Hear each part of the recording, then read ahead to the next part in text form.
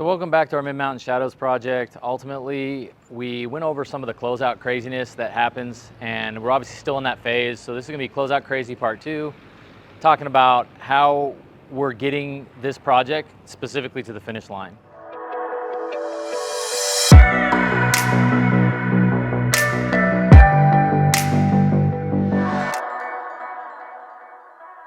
So one of the things that I can't emphasize enough is how important it is to be able to have a solid team working towards completion of the home. As the owner of the company, it's at this time where I rely most heavily on our field team.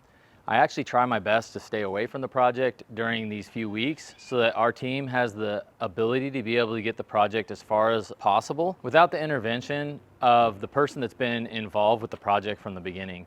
Ultimately, the combination of our on-site construction manager as well as our construction techs are really the puzzle piece that allows us to be able to fit everything together and get to the completion of these beautiful homes. Quick shout out for Ryan Cassidy on this project. He's been working tirelessly over the last couple months to really push this project to completion. We've had quite a few projects that have closed in succession, provided an opportunity for our team to really perfect our closeout stage. So I thought it was a good time to quickly define what Ryan's role is as an on-site construction manager. Ultimately, his main focus is being able to drive the project through the various stages, whether that be at slab, at framing, at roughing, or at finishing. And then obviously when we get to closeout and punch, it becomes most critical for him to be on site day in and day out, to be very familiarized with the plans forward and backward, both with the architectural set as well as with the interior design set. So what exactly do I mean by familiarizing yourself with the plans? Well, years ago, ultimately, I would kind of kick people off the dock and tell them, hey, familiarize yourself with the plans. Well, at Rebuild the Block, we have a much more thorough process that we're developing each and every project closeout. And ultimately, by the time we get to a closeout stage, our on-site construction manager has now taken full responsibility for the project over the course of usually a year or more. So he knows the plans inside and out, the architectural set, the interior design set, as well as the landscape architecture set, and how all those pieces come together coincide with properly getting the project to completion and getting our homeowner into the home. So our on-site construction managers do much more than just familiarize themselves with the plans. Ultimately, they are solely responsible for being on site, being that point of contact, and allowing for scheduling to occur at the appropriate times to be able to work through all the nuances of building a home. In doing so, they spend countless hours not only reviewing the plans, but also making phone calls to schedule our trade partners appropriately and working through the nuances with each of those trade partners on site to make sure that the design intent is followed and that ultimately when we get to the end of the project, that the project looks even better than what it does on paper. We're very fortunate to provide support for our on-site construction managers with our construction techs. And ultimately, the main role of our construction techs is to fill the gaps of all of our subcontractors. This especially comes into play during the last month to 2 months of closeout phase. They're here typically every day, Monday through Friday, taking care of all the little nuances to make our project what it is as it comes to fruition. So as covered in the last video, it takes a small army of people to be able to get to this point. Obviously, we have tons of trade partners that are coming in and putting their stamp on the home, and aligning ourselves with trade partners that exhibit some of the values that we have as a company, such as building a quality home, are key to be able to get to this point. So let's go through and talk about some of the crucial pieces on this specific project that allowed us to be able to get closer to closeout over the last week and a half. So in addition to getting all our trade partners in and out of the home, creating individual punch lists for each of those specific contractors, we obviously have to get through our city inspections to get our homeowner into this beautiful property. Ultimately, this breaks down into 3 key items. The first would be passing our civil G&Ds and basically going through the process of working with our civil engineer to get as-builts. Those as-builts are going to show that the plan was built as it was shown in the architectural set of drawings.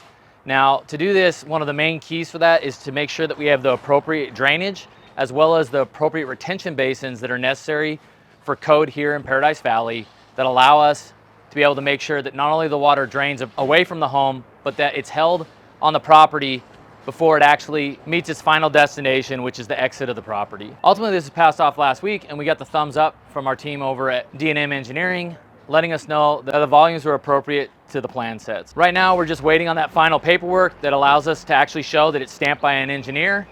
Once we are able to collect those documents, That'd be the first step of being able to get to our final inspection, which will allow us to be able to turn on final utilities and get our homeowner moved in appropriately. So the second critical piece of getting to our final inspection is going to be dealing with the fire marshal to determine that we are appropriately installed on our fire sprinkler system, which is located right above me. Ultimately, in this room, we have quite a few fire sprinklers. It's a large, great room space that includes the kitchen, dining, and living room. And ultimately, there's specific codes that we have to meet. The fire marshal is going to come out. He's going to take a peek, make sure that everything coincides with the appropriate requirements that we have here in the town of Paradise Valley. And we look forward to having this complete here shortly. Ultimately, there were a few little areas that we had to address. And so we're waiting for our trade partner, Deuce Fire Protection, to come out and adjust some heights of some of the heads that will allow us to be able to get to that final inspection, which will then allow us to get to the third and final step. So from a city perspective or a municipality perspective, ultimately the third and final step is going to have our city inspector come in and determine that the house is livable and that it meets the minimum code requirements.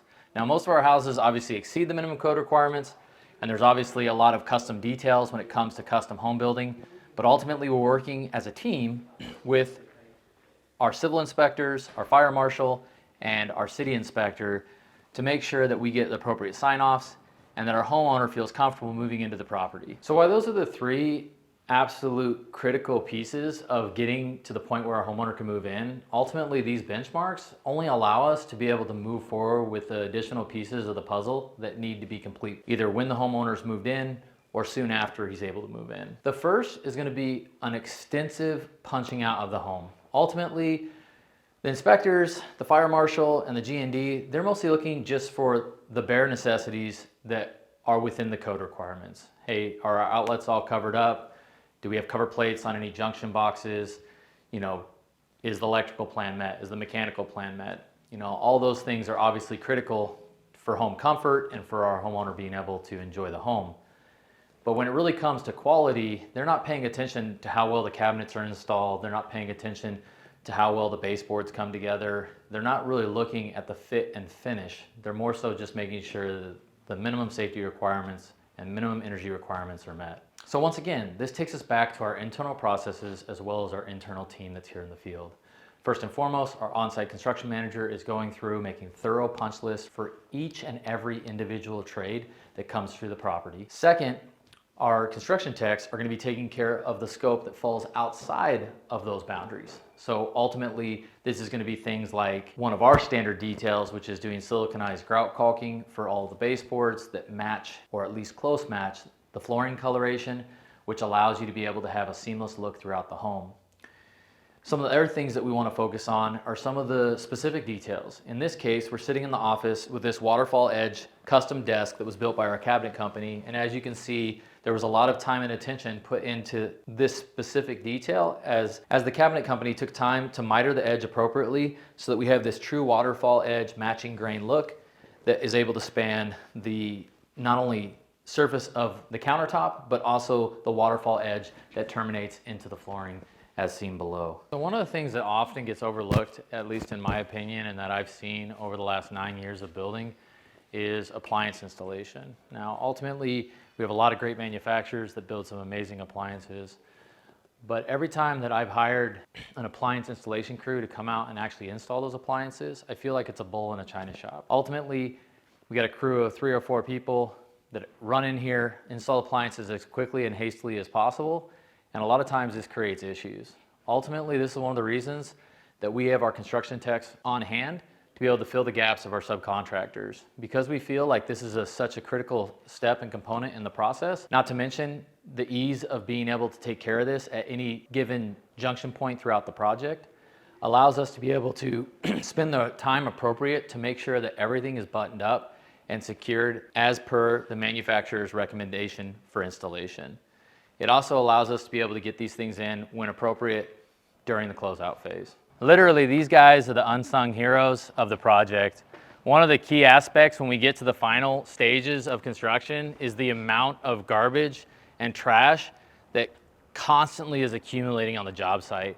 And as you can imagine, this can definitely hinder the ability and frustrate some of our trade partners as they're trying to get through the final stages and get on to the next project. I've already talked about the tight tolerances on this lot, but ultimately at this point, we have nowhere that we can be able to actually house a dumpster. And because of the HOA requirements, we're not able to have one in the street either, which really complicates the overall process of keeping our job site tidy and in a good working order for all those involved in the project. Ultimately, what this means is that we have quite a few trash runs that need to take place throughout the day. And even though we have some junior construction technicians that take care of a lot of this work, ultimately they're only here typically at the end of the day. And so this really puts it back on our team, Angel and Eric specifically, to make sure that everything's in working condition. I could probably do a whole segment just on the importance of our construction technicians, but one of the things that I'll say is that those three individuals, meaning our two construction technicians as well as our on-site construction manager, are going to be here for quite a few weeks after we have final inspection. They're going to be taking care of all the little nuances. They're going to be working with the homeowner to determine what punch list items he has for us at Rebuild the Block to accomplish, because ultimately we want to be able to address as many of the minor cosmetic items that the homeowner feels are necessary to complete their near perfect home. So the last few items I want to cover that have to take place after final inspection are typically completion of the pool, which is on a separate permit. Ultimately, we have to have a C of O, and we have to have all of our pool alarms in place that allow us in the town of Paradise Valley specifically to be able to finalize the pool, which would entail us basically taking care of Pebble Tech, getting the pool filled, and then setting up the equipment appropriately.